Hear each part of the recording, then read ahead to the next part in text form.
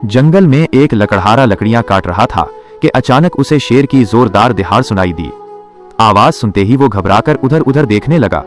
कुछ ही लम्हों में उसने देखा कि एक शेर पूरी रफ्तार से उसकी तरफ भागता हुआ आ रहा है। लकड़हारा बदहवास होकर जान बचाने के लिए दौड़ पड़ा।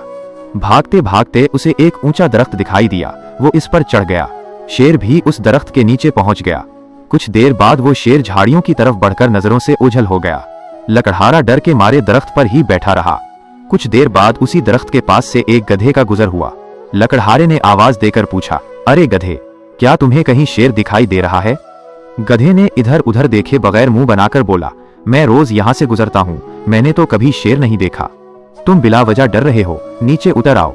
लकड़हारे ने गधे की बात पर यकीन कर लिया और दरख्त से नीचे उतरने लगा।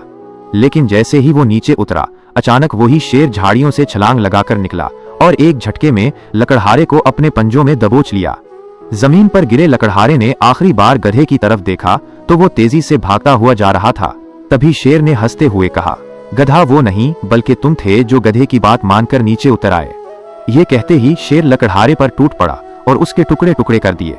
नतीजा, फैसला हमेशा हकीकत देखकर करना चाहिए, न कि दूसरों की बातों पर।